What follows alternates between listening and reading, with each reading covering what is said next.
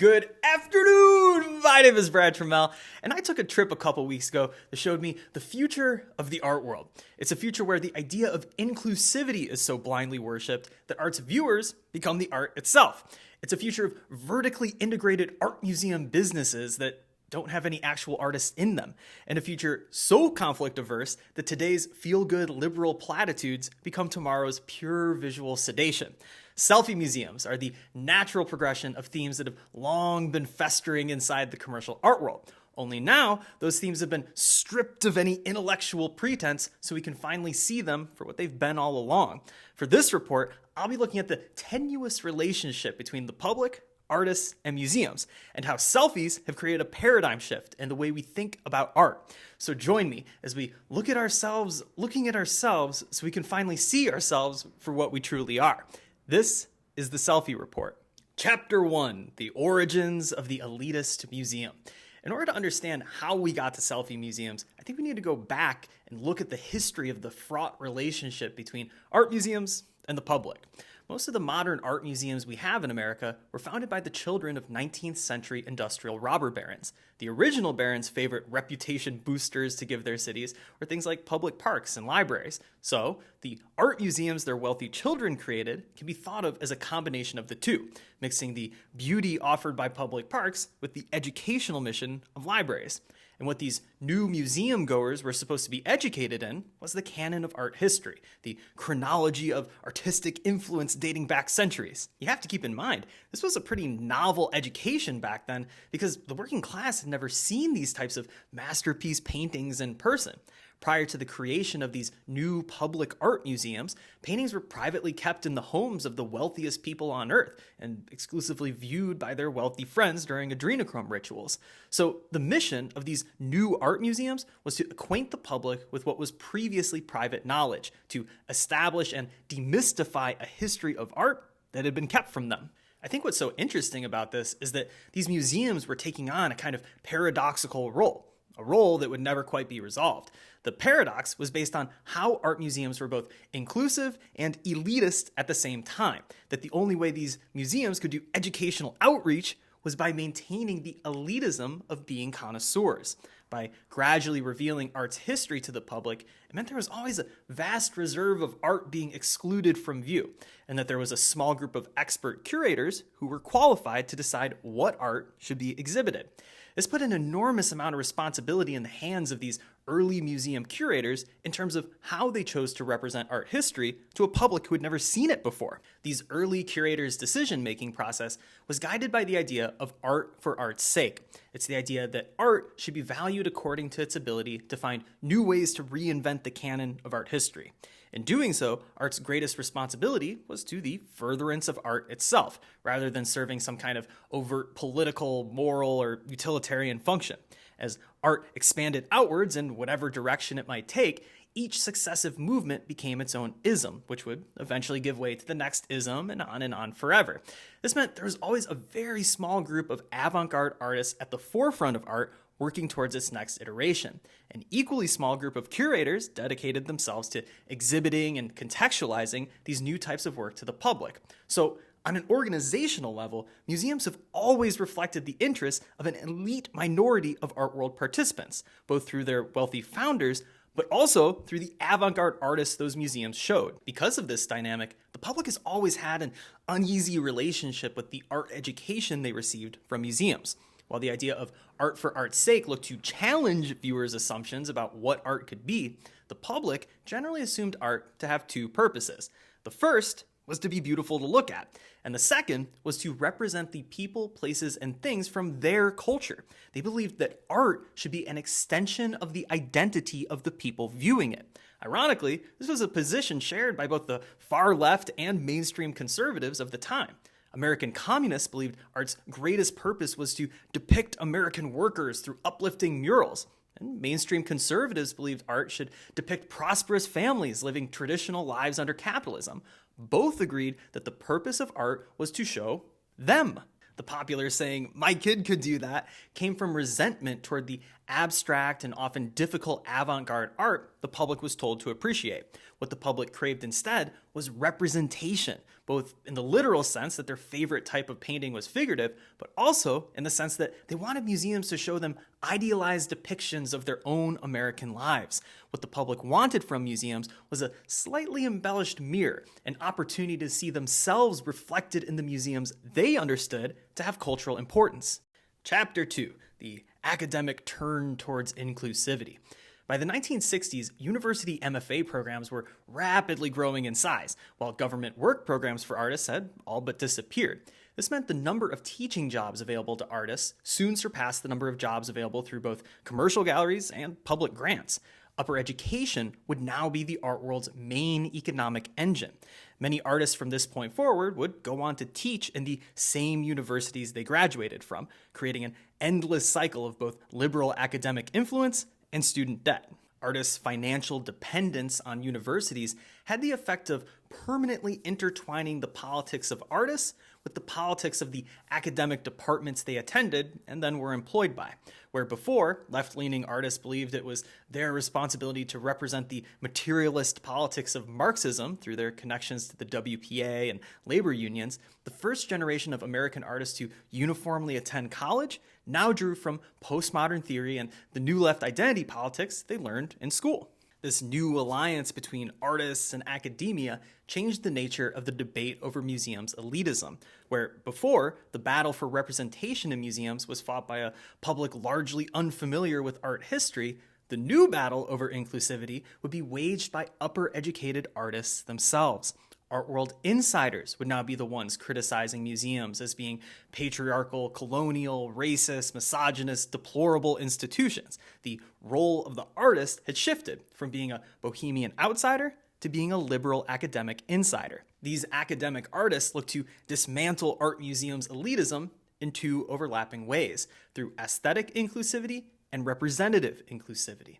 Aesthetic inclusivity was basically the idea that you should take art to the people. You should present art in public spaces that don't require elitist curatorial approval. In doing so, you'd be free to make whatever art you wanted, but you'd also have a more authentic interaction with the public who wouldn't otherwise attend a museum. This way of thinking about escaping the white cube partially continued the idea of art for art's sake by establishing entirely new mediums to create and view art through. Traces of aesthetic inclusivity can be found in everything from the happenings to conceptual art to video art to performance art to land art to street art to culture jamming to digital art. The irony of this aesthetically inclusive work was that a lot of it would eventually go on to be recuperated by art museums through photos and other documentation, winding right back up in the same elitist places it hoped to escape. But before any of that ever happened, this type of work's biggest problem was that aesthetically inclusive art was often greeted with anger, confusion, or indifference from the public it hoped to liberate. When you leave the audience to determine the value of art on their own without having a museum tell them how important it is, there's a good chance they might just wind up hating it. It's fair to say the elitism of the avant-garde followed these artists' work outdoors, even as they left the museum behind. The other response that came from this academic turn among artists was representative inclusivity. This was the familiar idea that museums' walls should look more like the people, places, and interests of the marginalized identities attending them. By making inclusion in museums their goal, many of these identity-focused artists took on mediums that were traditionally exhibited in museums, like figurative painting. Others appropriated the gestures and artworks of older white males as an act of symbolic reclamation, promoting the idea that art could still be considered new by virtue of a new identity inhabiting old ideas. Representation, in this case, meant dignifying the artist's marginalized identities as well as the identities of the viewers who were mirrored in their subject matter. But there was a paradox within representative inclusion too, which was that it was only through individual artists that entire identity groups could be offered representation. The more visibility a representative artist accumulated, the more power they had to determine how the larger group they were representative of was being perceived by people outside of it. This inevitably led to audiences feeling misrepresented, or that their specific experience was being ignored by the art of the individual. Ironically, the only way to avoid criticism for misrepresenting the group was for artists to embrace pure individualism, to claim they were representative of no one but themselves through an increasingly hyphenated and specified focus on their own personal identity. Chapter 3, The Dawn of Art Selfies. This idea of creating an artistic presentation of your own identity was the exclusive domain of artists for centuries, until social media came along and turned everyone into a creator of publicly presented autobiographical images. As a result of this change, people's desire for representation in media, politics, and art museums certainly didn't go away. If anything, it was emboldened by the fact that now everyone felt they could be the person to provide the representation they were looking for, that social media offered the chance for normal people to go viral and become the main characters of the internet. The entire dynamic of cultural representation shifted from viewers pleading, man, why didn't they put someone like me up there, to audiences more boldly saying, shit, why not me? Why don't I take a shot at being up there? Representation remained the goal, but the expectation of who would be representing whom had irreversibly changed, out of the hands of elite artists and curators and into the hands of the audience themselves. By the early 2010s, as camera phones and social media became ubiquitous, people started looking to document their trips to art museums as an expression of their identity, taking the idea of artistic representation into their own hands. The only problem was that many museums still had a no photography policy in place, thanks to outdated concerns about forgery.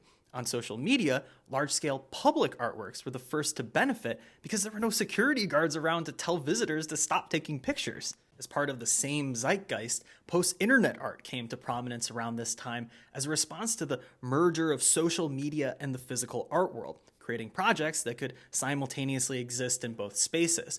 Within post-internet art, using reflective mirrors became an especially popular formal strategy because mirrors invited the possibility of audiences photographing themselves and digitally sharing those photos. It was art designed with its audience depicting itself as its ideal outcome.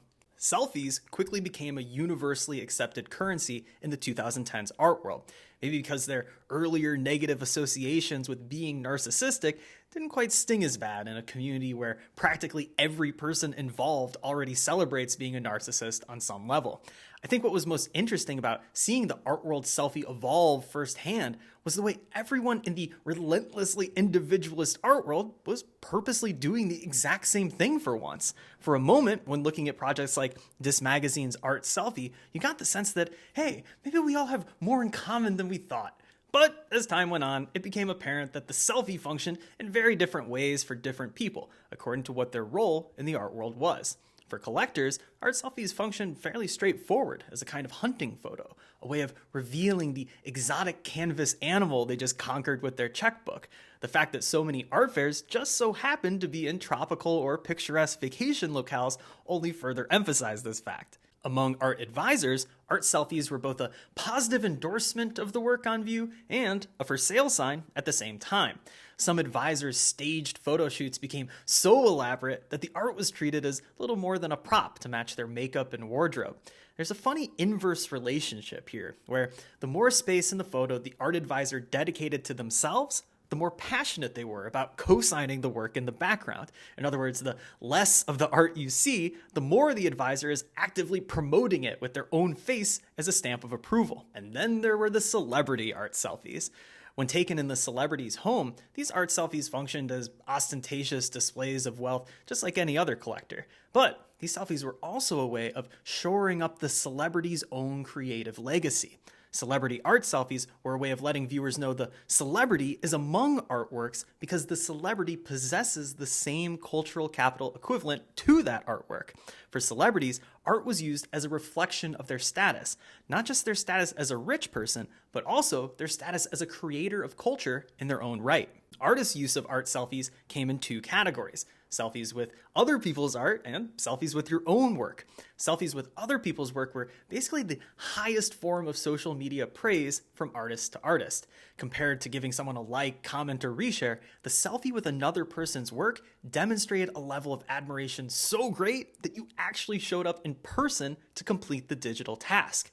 Taking an art selfie with a friend's work was a way of illustrating the social group you belong to, while maybe trying to glean a little bit of the clout from the success of their exhibition. When it came to artists taking selfies with their own work, I always thought of them as the most intelligible artist statement available in terms of understanding the tone and intention behind the artist's work. Written artist statements are typically done in a language of nonsensical gibberish. They're gaudy attempts to intellectualize the art beyond what the art actually offers.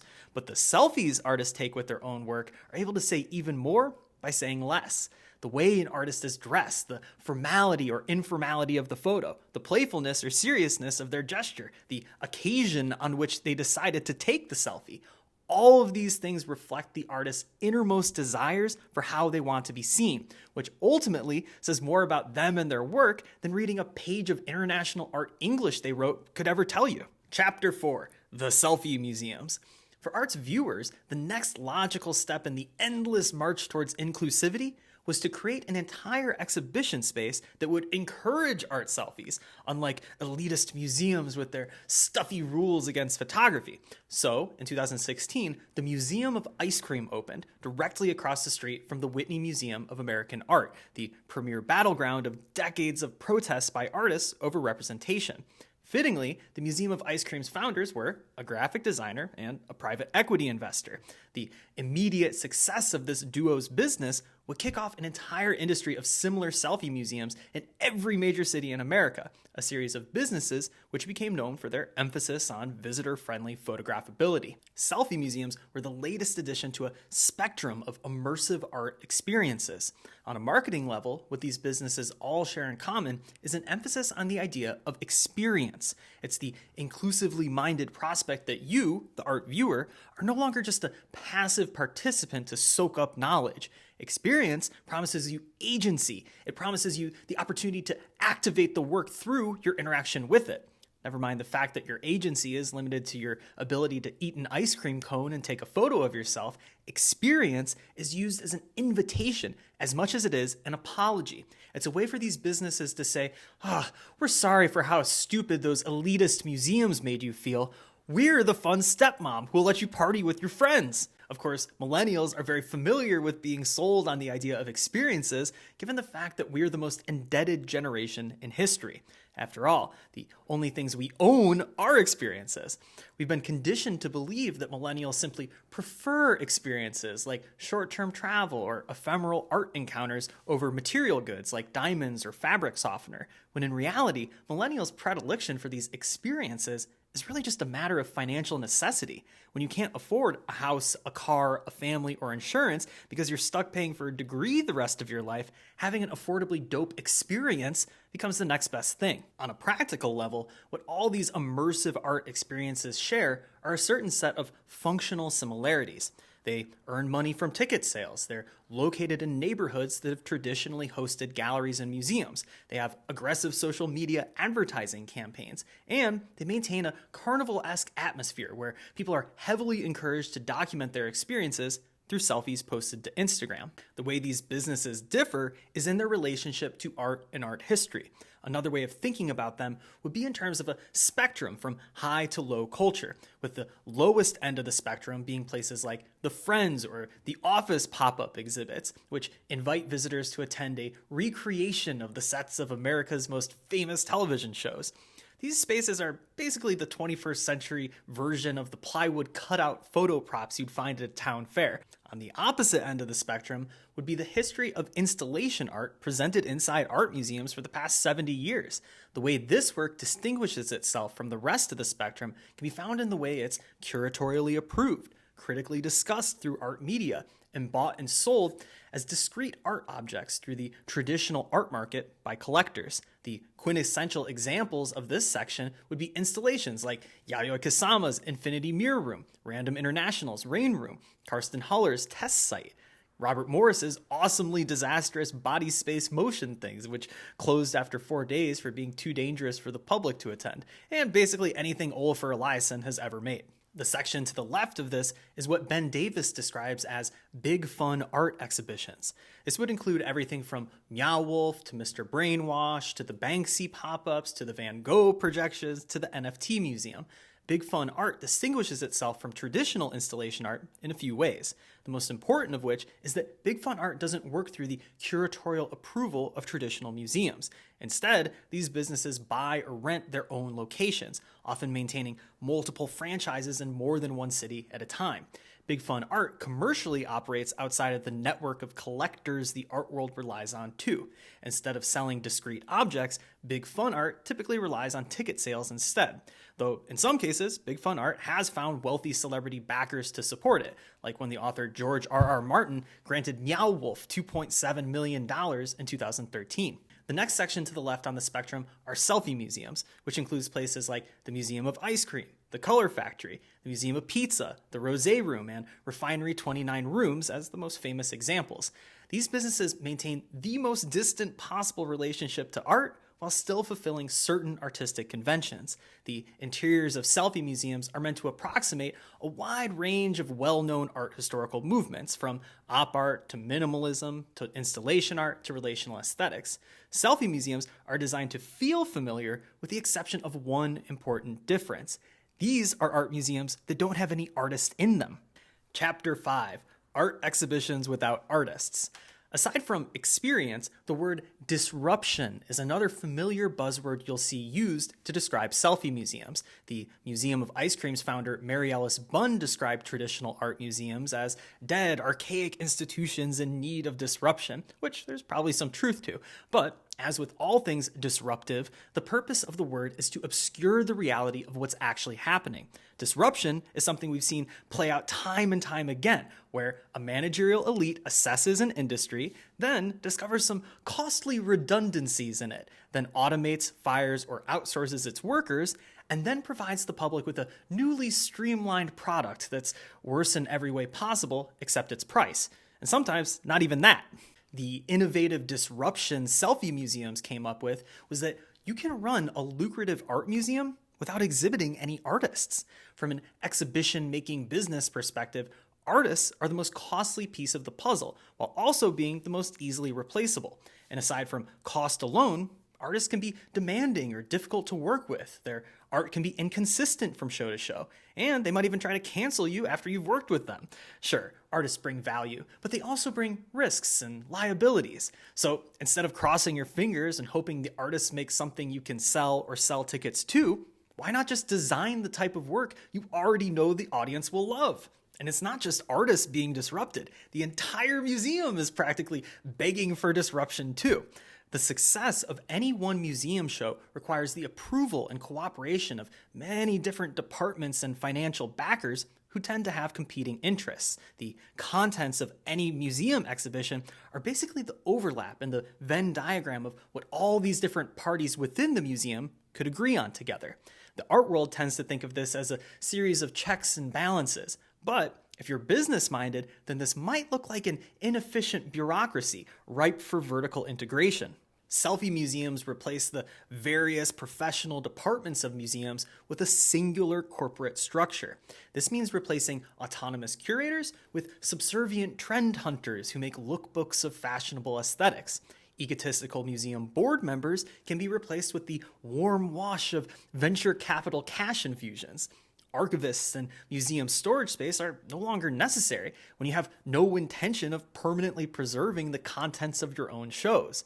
Artists can be replaced with short-term hire fabricators tasked with assembling uncredited lookbook references to artists' work. And look, this isn't just an employee replacement process, but a process dedicated to replacing the entire purpose of museums themselves by going from providing an elitist education to providing inclusive experiences. This is why when you enter one of these selfie museums, you'll notice they have no wall text explaining the work's meaning, no artist's biography, no pretentious title of the work, no vinyl letters advertising the artist's name on the exterior of the building. To the onlooker, the author of these exhibitions is the commercial organizer of the exhibition itself, the company. Back in 2016, selfie museums were a way of streamlining the blockbuster shows of the time, like Jeff Koons' traveling retrospective, Yayoi Kusama's installations, and Marina Abramovic's star-studded performances. Selfie museums organizers undoubtedly looked to cash in on the lucrative foot traffic those shows proved was possible, while simultaneously cutting overhead wherever they could. What the Selfie Museum offers is a chance to attend a similar form of spectacle to what these famous artists provided, but without the burden of having to learn anything in the process. No prior knowledge of art is required to attend these spaces, and none is offered in return. By creating art exhibitions without artists, the Selfie Museum freed itself from the elitist tension that's plagued art museums ever since their founding. After all, if there's no artist, then there's no way to position the exhibit as part of a larger chronology of influence. There's no art history to be taught or learned. What you see is what you get. To call a Yayoi Kusama exhibition superficial would be an insult. But to call a Selfie Museum exhibit superficial would be redundant. Superficiality is its selling point. In the discourse surrounding photography, we're so used to the criticism that taking photos takes us out of the moment, that we become so beholden to documenting our experiences that we don't allow ourselves to have real experiences. But the beauty of the Selfie Museum is that there is no experience to be distracted from living in when the sole purpose of the experience is to photograph yourself. Chapter 6, they'll hate you for it. If you wanted to be a little more generous to what Selfie museums are doing, you could make the argument that artists haven't been eliminated so much as the role of the artist has merged with that of the viewer. That the reason you don't find any artists' names on the walls of Selfie museums is because all the art can be found on the Instagram accounts of their visitors. After all, if the aim of representative inclusivity was to make the works in art museums look more like the identities of the people attending them, to provide a representative mirror to the public, then Selfie museums fulfill this aim by allowing every attendee to be the one holding the mirror and to be the person depicted through it. What's so ingenious about Selfie museums is the way they've closed the gap between the artist as representative and the audience being represented by making them one and the same. Selfie museum installations are really just a backdrop for the display of the real art at hand, which is the digital identity of the museum visitor. By allowing every audience member who enters the space to become an artist for their social media followers, the Selfie Museum is technically created the most inclusive opportunity for artistic representation possible. The barrier to entry for having your identity recognized through art is now just the overpriced cost of an admission ticket. Selfie museums are the be careful what you wish for answer to decades of criticism against traditional museums for being elitist. If pompous art for art's sake curators refused to give the public what they wanted, and inclusively minded artists couldn't really satisfy the public either, then Selfie museums finally give the public what they've always dreamed of. No more wall text homework, no more avant-garde discomfort, no more identity misrepresentation, no more eating your art history vegetables. Now you can finally eat candy for dinner. The Selfie Museum provides an uninhibited glimpse into the inclusive utopia of art viewership. Finally, I get to be on the wall. I get to be the artist. I get to have my identity recognized, and not through some convoluted form of representation, but through the direct depiction of me in this museum space. There's a paradox to this situation too, which I call the law of diminishing clout. After all, the reason why people want to take selfies in art museums is because they offer the appearance of upward mobility. They allow you to present yourself as being cultured and aesthetically literate. But this tradition of visual literacy largely comes from the elitist museum itself. It originates from the idea that museums should be educational spaces where people go to subject themselves to complicated, difficult works of art that ultimately provide cultural enrichment, a type of enrichment that can't come from eating empty calories. The more common the artistic content of a museum is, the more forgettably agreeable or anonymous the art is inside of it, the less clout any association with art museums will be able to provide over time. If the only thing a viewer can expect to find inside of an art museum is a quirky photo of themselves, then there eventually becomes no reason to leave your house to go to an art museum in the first place. As you increase access to who can have clout, the amount of clout diminishes. Like Sylvain Lontreger famously said, never give people what they want, or they'll hate you for it. The underlying pressure of the situation is driven by an arms race among traditional museums to increase ticket sales. It's a competition that's only been accelerated by the arrival of selfie museums as tourist sightseeing alternatives, which in turn makes traditional museums act more like selfie museums to keep up with them. As museums continue to renovate or buy even larger spaces to be able to compete, they're left in a weakened position to pay their bills, which makes their programming vulnerable to the lowest common denominator of curation.